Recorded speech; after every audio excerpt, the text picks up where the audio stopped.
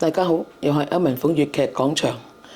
今日都係 Boxing Day 啦，過埋添啦，所以都係補祝大家聖誕快樂。雖然我冇宗教信仰，但我都相信呢個世界上係有一個不可知嘅主宰喺度嘅。咁今日繼續我嘅粵劇廣場。咁點解會今日講啲咩問題呢？其實最主要喺10月23號咧，阿梅嗰個生日會咧發生一件衝突嘅事件，我都想交代翻，同埋亦都要講翻我而家面對嗰個粵劇嗰個工作嘅問題，即係我會點做嘢。要回顧翻過往，同埋我講過我準備公佈我關於粵劇研究嗰方面嘅消息係點樣。咁喺開講之前呢，特別向大家即係提醒大家一個消息。如果各位係買咗呢一個長干行嗰個演出嘅戲飛呢，記得係1月12同13號喺葵青劇院演出，開場時間係7點15分，7點3，唔係7點半喎。點解提大家就千祈唔好遲到，因為開幕呢係一個比較重要嘅場面，唔希望大家遲到呢係睇唔到咯。因為我之前呢，即係其實每套粵劇呢，開幕嗰個場面比較重要嘅。我自己都試過幾次咧，因為要照顧嗰個前面嘅場嘅問題呢，即係入場嘅問題之前嗰啲人呢，搞到自己遲都睇唔到，都覺得好唔開心。所以特別大家就提醒一下，就買咗飛嘅朋友呢，唔好遲咗入場，因為呢一開場就係有精彩嘅場次表演㗎啦。咁先講呢句。今日講呢嘅題目呢，我係會錄幾次嘅。件衫變咗啦，點解變咗呢？唔係咩意思，因為凍。呢件厚啲嘅唐裝嚟嘅，係冇意思，純粹因為暖啲，係咁解嘅啫。同埋比較闊大，因為以前好肥，而家瘦咗好多。我呢個同我做嘢嘅原因都係相關，因為身體好咗啊嘛。以前身體差嘅，所以而家身體好咗，就覺得係有個責任要做嘢咁解。咁講翻10月13號咧，其實我最主要喺阿鄭詠梅嘅生日會裏邊咧，同魏青雲小姐同陳靜小姐發生咗啲衝突。咁本來咧我就諗住咧就翻嚟即晚或者第二日拍片嘅啦，但係其實一日發生咗一啲事，所以我冇即晚拍片，等到而家。最主要就係咧，我都會公佈翻我2025年我虧損咗幾多錢，點虧損法，同未來嗰個工作方向。其實喺12月24號朝頭早咧，仲未放假嘅。我9點幾都未到10點咧，就收到藝術發展局嘅電話通知，問我收唔收到信。原來我係獲得咗呢一個嘅作品重塑計劃嘅資助。咁佢通知我，咁原來我收信嘅地方咧，嗰個文件蝕埋咗。咁我又再去攞，所以嗰日就好忙啦。攞文件就覆返一啲嘅修訂預算啊，同埋咧就下晝亦都俾呢個深水埗嗰個政府合署正式通知覆實咧，就係我哋都爭取到呢個新春嘅演出3天嘅咁樣。咁好幸運啦！呢兩個計劃咧，我大概係得到差唔多近50萬嘅資助。咁深水埗嗰方面嘅錢咧，其實就純粹就係幫啲即係粵劇界嘅朋友咧，就係揾食嘅啫。因為我以前其實申請過九龍城嗰度批之後咧，因為我發覺咧，我份人工得2000蚊日，請埋人啲食飯，因為我通常咧都請埋啲開工嘅伙計食飯，食埋飯都冇錢剩㗎啦。即係咁，後來我就決定唔申請。但係因為而家我話我重新去投入呢個粵劇，咁自己有幾多錢蝕咧？唔夠政府嘅錢多㗎嘛，倒不如就爭取政府嘅資源，就攞啲錢出嚟蝕咯。咁我按上次嘅經驗咧，我每場我得2000蚊人工，請埋食飯冇乜剩嘅，所以唔做。而家2000蚊人工請埋食飯冇乜錢都好啦，我都繼續做。個原因就係咁解，因為個經濟太差，難揾食，我哋虧咗好多錢啦。咁先講翻10月23號阿鄭詠梅生日會嘅情況啦。嗱，我同魏青雲小姐、陳靜小姐咧矛盾好公開㗎啦。咁嗰陣時咧，阿梅喺事先就同我講，就叫我幫下佢啦。咁其實嗰日咧，按道理咧，我就應該坐主家席第一席嘅，佢擺咗第二席隔開。咁事實上咧，就應該我坐主家席，佢哋隔開坐第二席。咁阿梅有個原因喺度，覺得佢同我熟，就將其他嗰啲有機會請佢做班主任坐嗰邊。但事實上，阿梅上半年嗰個演出有1/3都係我做老闆嘅，即係差唔多1/3，唔夠1/3。下半年亦都有好多場係我俾佢做嘅，估計下半年我俾佢做嘅仲有成10幾場添啊嚇！咁我嗰陣時嚟講，我都係識咗梅幾廿年啦，咁我就算啦，我坐喺嗰邊啦。咁嗰晚咧都好盡興嘅，因為我以前通常咧就比較疏爽少少，我就會叫人抽有人叫我捐錢出嚟抽獎，我都會捐嘅。其實嗰晚我都捐少咗嘅，因為以前就唔會俾咁少嘅，俾多啲嘅。咁我就捐1000蚊出嚟抽獎，咁分咗6封，一個5封100，一封500。咁我個朋友鄭生就攞咗1000蚊出嚟，1封個咁樣，冇乜問題嘅。其實係抽獎呢樣嘢，即係我通常就唔止俾1000蚊嘅。咁當然啦，嗰啲班主我話一齊攞錢出嚟就冇人肯嘅，因為佢哋都錢都比較大噶嘛。咁事實上咧，我睇翻坐喺度嗰班主，即係冇乜邊個係有真係而家繼續請阿梅演出，因為其實個問題就佢哋都搞唔到幾多班，蝕本啊，係咁解。包括魏青雲小姐同陳靜小姐。咁我其實咧就好奇怪喎，抽到500蚊係邊個抽中咧？魏青雲抽中我捐出嚟個500蚊。咁陳靜抽中咗鄭生捐出嚟嘅1000蚊。本來冇嘢㗎，我應承捐錢，我梗係拎出嚟㗎。咁我喺個台度見到魏青雲舉起手話：抽中，但係真係縮低喎。企完之後，阿梅亦同我講又話佢唔想攞，又因為佢叫佢攞，其實就冇嘅，我就知道呢件事。佢遞咗俾阿陳靜個妹阿歡出嚟攞。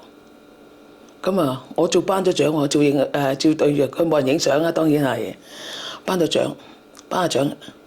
入到去咧，埋翻席位嘅時候咧，呢位阿歡小姐對我出言不遜，咁我脾氣又比較大，所以發生衝突。咁佢以為佢好彩，咁我點解我亦都會發脾氣咧？其實個內情就係咁嘅。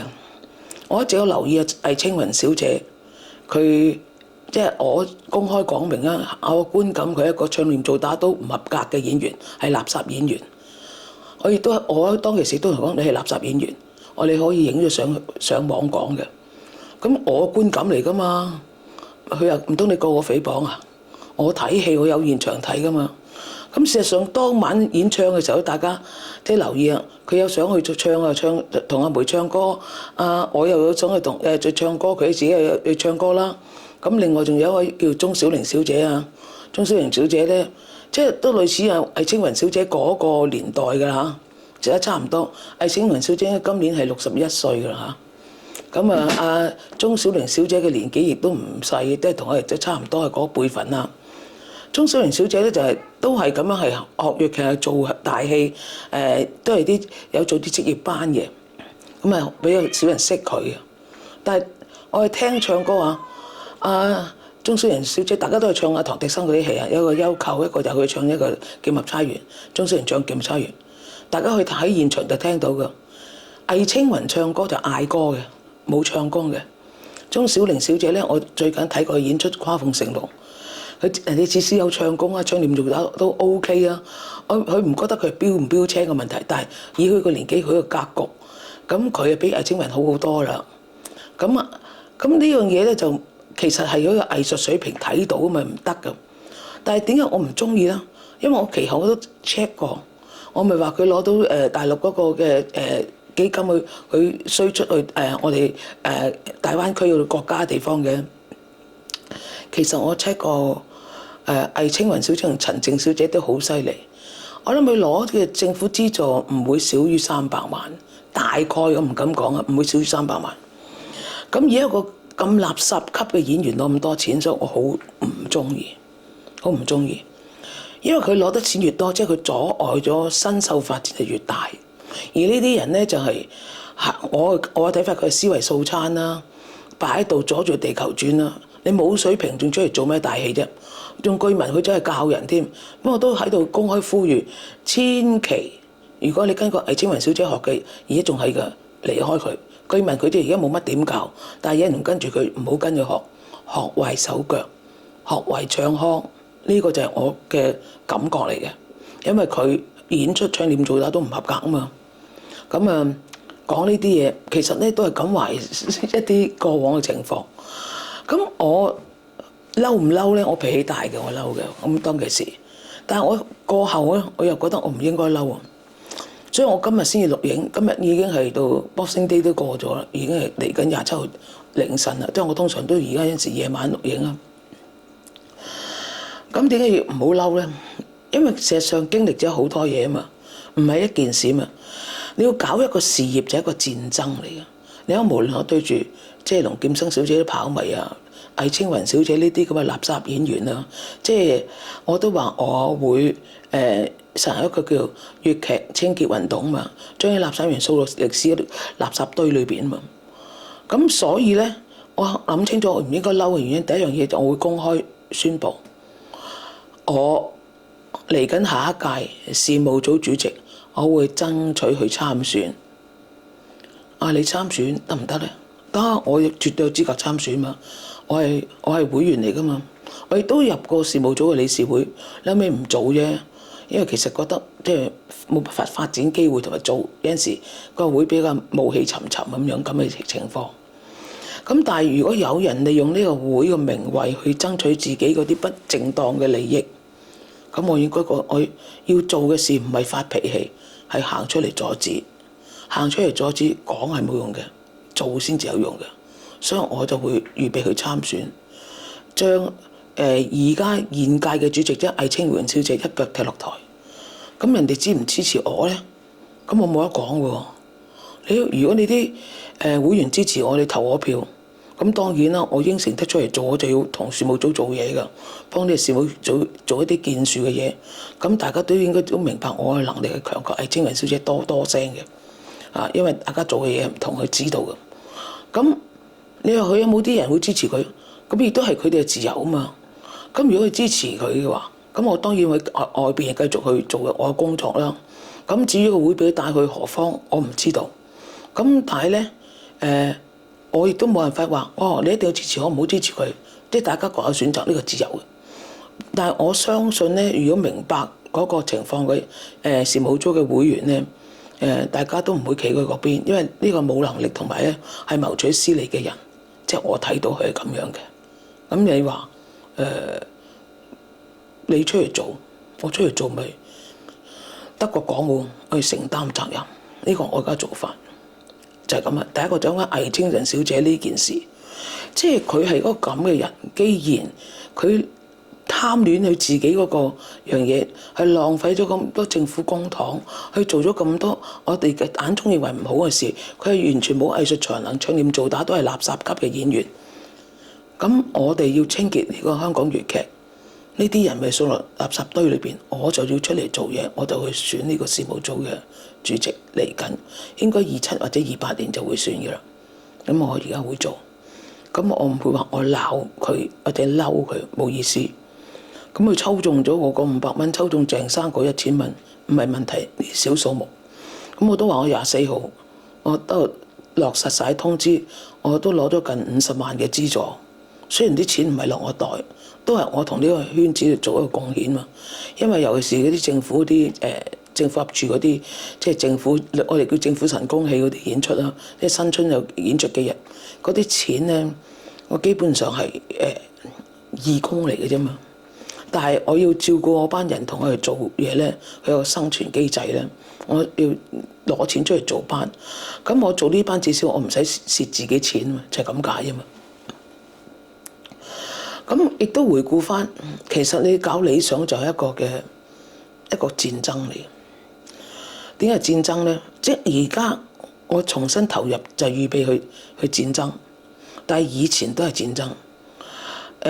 呢件事令我諗起以前，即係我2004年離開演藝學院，好被動。點解咧？04年離開演藝學院嘅時候咧，其實據我所知，就因為政府批核咗就攞1億嚟興建呢個高山新翼，就係八和粵劇學院。所以我俾人覺得我係個叛徒，炒我魷魚。我感覺係咁樣啊，因為佢甚至話唔俾我再重踏演藝學院一步咁樣。咁你話事實係點啫？呢個純粹我自己感覺啊。咁避免有好多紛爭，所以我係咁講啊。咁做咗之後咧，咁當然亦都有八和人投身去做嘅。咁當其時同我星姐講話，嗱，而家你八和學院做咗少少錢，就10零萬嘅盈餘喺度。呢啲係以前搞學院剩翻嘅錢，因為我攞政府資助錢基本上係唔可以有盈餘嘅。咁但係你盈餘少少，咁多年裏邊積埋咧10萬8萬已經有嘅。我就同星姐講，嗱，呢啲錢可唔可以去做宣傳招生咧？如果你願意，我繼續同你做。係04年嗰陣時，04、05年嗰屆。咁我同佢咁講，星姐好啊，你就去做啦。咁我咪做咯。咁但係嗰陣時咧，藝術發展局俾得個例喎，佢批咗60幾萬喎俾我哋，係60萬多啲，我唔記得咗具體幾多錢啦，都係60幾萬。你就話你收少過60個學生咧嘅學籍咧，我哋批咗俾你都要收翻呢筆錢。但係當然啦，我用我方法令到我個學籍係超過60個，繼續咗落去。咁第一年係企咗，我哋去咗呢個通州街公園做呢個八和學院啦。咁好艱難去做，又同呢個康文署傾啊，佢又 sponsor 咗一張地氈俾我哋啊，啲地氈唔平㗎，嗰啲地氈。咁又將嗰個通州街側邊咧，起咗個嗰啲嘅好似即係梳化位咁，下邊嘅攝咗地氈，拉開嚟再去鋪出嚟做地氈嘅。咁係一個好艱難底下，04、05年咁艱難企咗，05、06年我改變咗方法，我就已經令到成個八和學院咧增咗好多學生。咁亦都因為呢個原因咧，演藝學院雖然佢重辦咗，即係冇咗八和去夾份做之後咧，佢夜校繼續做咧，但係跟住咧據我所知，佢都引起人事上嘅震動，因為八和學院企翻喺身度嘛，咁有啲入咗去嘅人咧又被逼離職啊咁樣啊。咁具體邊位我就唔講啦。咁我企翻喺度喎。咁但係咧，我呢方面我覺得我企翻喺度啫，另一方面又有紛爭喎。即係點解我咁多是非咧？我話咧，其實就因為即係我自己覺得我嘅才識同能力咧喺呢個圈子裏邊係非常之標青，及我唔到嘅。我雖然04年離開咗演藝學院重辦八和學院，但我同八和繼續做嘢嗰陣時，星姐係主席。大概喺06到07年，即係我07年離職噶嘛，我都係未到去學院結業，我已經離職噶啦07年。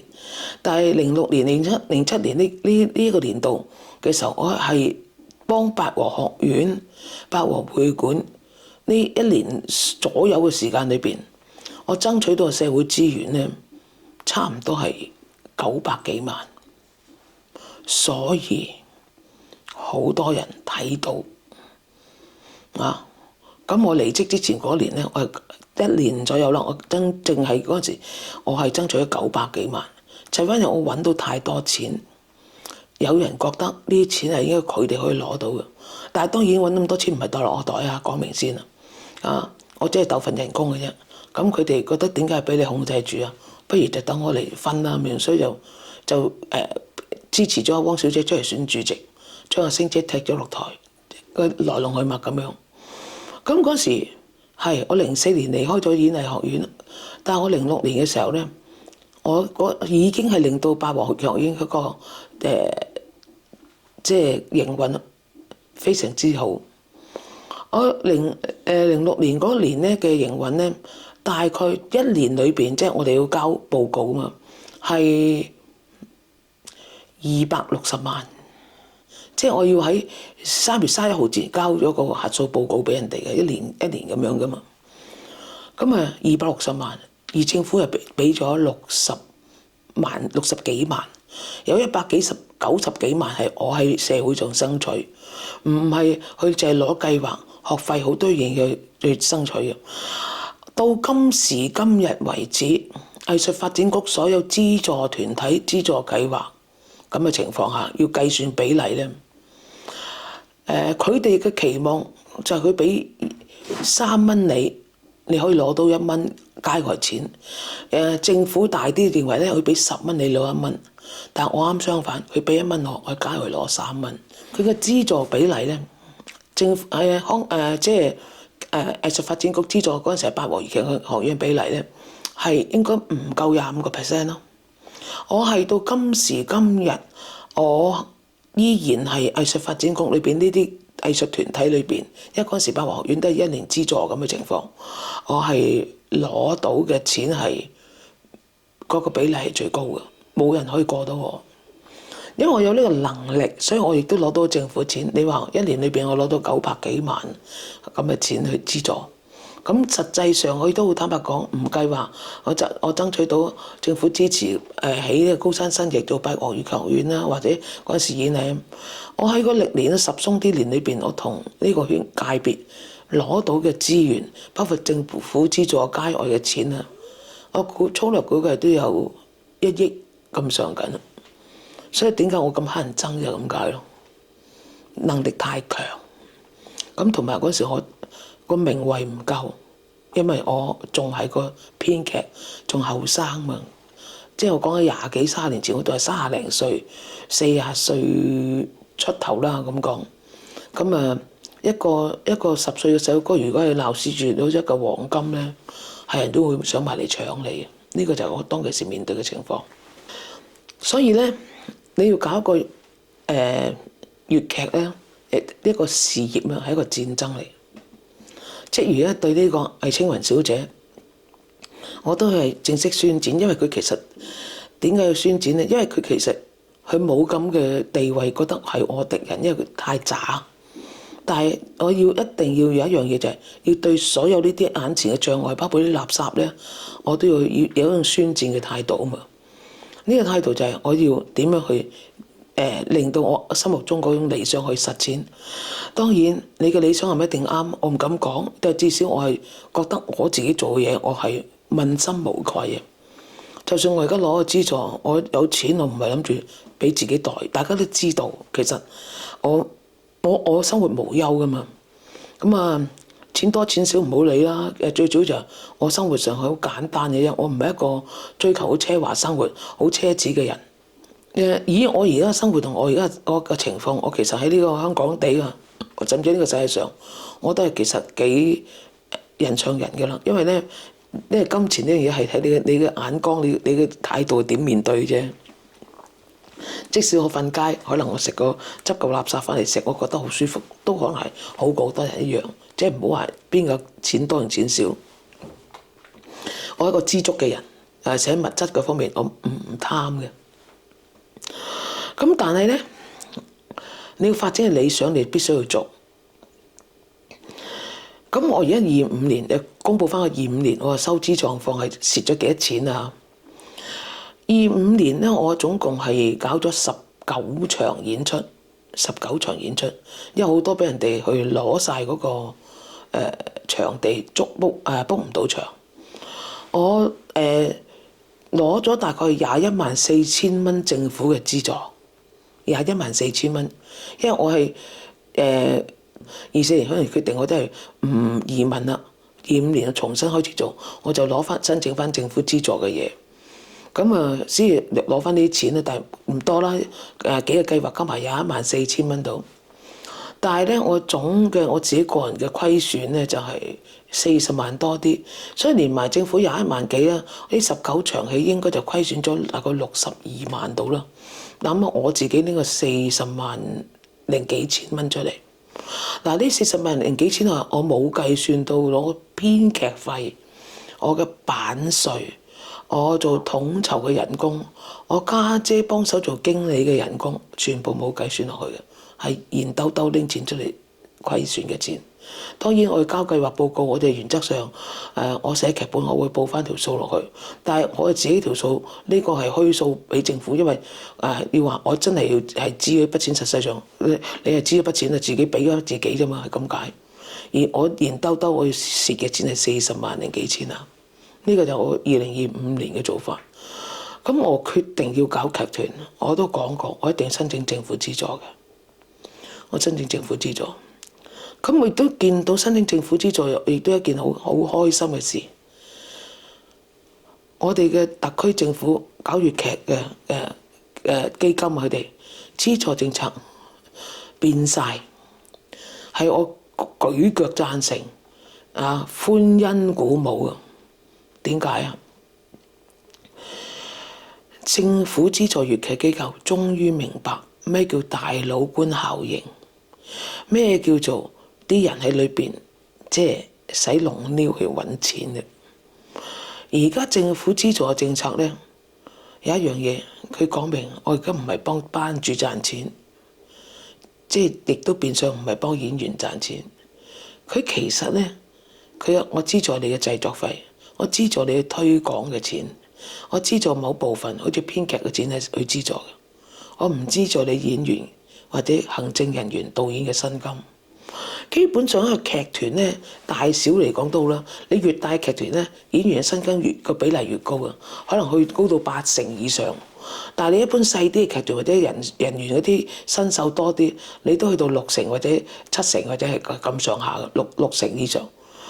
而政府而家我資助嘅金額係冇咗呢一個演員嘅方面咧，咁你賣唔到真飛嘅話，任何一個班主都要蝕本嘅。所以我哋發覺最近啲所謂大計劃、大茶飯，好多演員或者編劇都唔申請，點解啊？賣唔到飛就會死噶嘛。因為咧嗱，佢話你要照報你演員嚟收幾多錢啊？演員同你做戲啊，佢唔會義工嚟噶嘛。咁你點樣都你賣到飛？如果佢嗰隻資助你嘅製作費，佢唔資助你演員費嘅時候，你賣唔到飛，邊個俾錢啊？咁而實際上而家係市道好差啊嘛，所以好多班主都唔做咁解啫嘛。你賣唔到飛嘛，你賣唔到飛咧，咁你一定蝕緊嘅，一定蝕緊嘅。有人話政府黐咗線啦，我覺得呢啲資助政策係啱嘅。咁你而家申請計劃，你有編劇費喎，我個編劇費同佢嗰個演員嗰個費用佢相比幾倍嘅，人哋睇我嘅編劇費根本填唔到數喎。你賣唔到飛，你一樣要揞荷包。咁所以成件事我覺得好啊，點解呢？嗱，我長江行我冇政府資助，但係佢預蝕嘅錢比我預期少，因為佢賣到飛。長江行係我近期最好嘅新戲嘅入座率，亦都係近期應該真飛，如果票房嚟講係相當好嘅一個嘅節目嚟嘅，粵劇嘅表演嚟嘅。咁你如果能夠做到賣到真飛，你虧損嘅錢你就會少咗嘅，你虧損嘅錢就少咗，甚至你先咁樣先有機會賺錢。咁呢個做法就令到你而家粵劇裏邊諗住攞政府資助去謀生嘅演員或者班主，或者甚至講衰都要昆政府錢嘅人，你都昆唔到咯。所以我舉腳贊成。嗱，我而家做緊我長江行唔攞政府錢，我都係攞自己錢出嚟做啫嘛。我其實唔係長江行啊，我韓欣蘭。我其實新劇同基金攞大嚿錢係淨係得試過呢個納蘭性德嘅啫。因為當初我搞翻呢個美女與野獸嘅時候咧，我都係冇諗住問政府攞錢，自己揞荷包做去支持嘅。請埋阿群姐做導演咁試去試。咁但係咧，我遇到一啲基金嘅職員啊，唔係委員啊，你同我講點解你唔申請咧？咁我先申請，韓欣蘭唔批嘛，佢哋唔知道嘛，納蘭性德批咗嘛。咁嗰陣時咧。我韓欣蘭好似2班演員咁樣，我係蝕咗唔少錢㗎，即係唔好講啊，冇我份編劇費都蝕唔少㗎，因為佢哋人多，係一個等於2個團嘅人員去演出，雙文武生雙正花咁樣做，所以係幾貴。咁但係而家政府政策其實咧係對我哋呢啲人係有幫助，除咗如果佢批到俾我嘅話。如果佢批到俾我唔知㗎，我嚟有啲幫助咯。第二樣嘢其實最大嘅得益，佢令到你其他戲班唔敢送飛嘛。點解唔敢送飛啊？我就算攞咗你政府資助，我送飛，咁係啊，擺出嚟個場面好啊。但係你要送幾多錢飛？你要送10萬蚊飛，咪要自己攞10萬蚊飛錢出去買咯。你收翻10萬蚊，其實都係你自己嘅錢嚟嘅，對你冇幫助。所以如果佢唔支持演員嘅話咧，你票房嘅真正收入先至係你嘅收入，你先至可以減低你嘅虧損額。即係我講佢有啲班主都唔敢送咁多飛，點解啊？佢有送嘅，某個班主佢都係送70至100張，我哋 check 過都係屯門一啲街坊會度送嘅，咁係呢樣嘢咯。點解佢唔敢送多？佢驚啲人就唔買飛啫嘛，係造成個市場效應嘛。咁但係如果嗰個係演員嘅或者某啲人嚟嘅，佢係有想話攞個面佢送飛咯。但係當然送完飛之後對佢自己唔係有好影響嘅，因為咧佢係會啲人認住佢就唔買飛咯，係咁解啊嘛。咁呢啲人咧或者呢啲情況咧，令到你而家嗰個資助制度咧，你就不但啲得益唔到，你仲係拖累自己泥足深陷。咁嘅話咧，而家變咗咧，佢令到呢啲人有政府有錢啊，帶嚿錢啦，佢都唔敢攞呢啲錢嚟到做。咁但係咧，佢唔攞做咧，咁啊變咗啲人想等派飛咪等唔到咯。而佢根本就咁蝕嘅，佢只能夠話埋越做越少。所以我先講啊，我睇阿梅嗰個生日會啊，坐喺主家席，阿梅仲痴心妄想，可能佢有冇機會再請佢做戲諸如此類。其實佢一睇到嗰度啊，咁請佢做戲嘅人都唔夠3場，成班人坐喺度做戲咪咁啦。不過我照顧阿梅嘅情緒，佢就坐我隔離食嘅啫嘛，係咁解咯。而家係班主嘅寒冬嚟㗎。仲有班主諗住，哎呀，政府資助啲錢係俾個編劇啊，一大嚿，佢都唔知道。政府資助俾你做製作啫，演員人工係唔資助，你攞到你都喊3聲，係啊，唔敢做㗎，咁咪啱咯。唔係做實事咧，咁多錢做乜？你咪浪費咯。你而家做呢啲班攞政府資助，你係一定要爭取真飛。你唔好派飛，你派飛就害自己。你一定要爭取真飛。咁呢個就係而家政府資助政策轉變咗一個好重大嘅原因，我覺得係非常之好嘅做法。政府令到你班人攞咗佢嘅錢，你一定要爭取真飛。咁即係話咧，好似魏青雲小姐呢啲垃圾演員去攞政府資助都好啦，佢冇運行㗎啦。俾佢攞大嚿錢，佢仲嘔多嚿錢啊！我俾100幾廿萬你做戲，你可能又嘔翻30-50萬出嚟，唔好話嗰100幾廿萬你使咗，你攞唔到。咁啊，而家情況就係咁樣。咁所以咧，雖然發生衝突之後，我覺得係對於我嚟講，我幾開心啊。同埋第二朝我都唔得閒去搞咁多嘢，因為第二朝我連續要處理2件事，就係藝發局嘅資助同埋呢個政府合署即係一個資助嗰啲事件，所以我就趕住做嗰件事。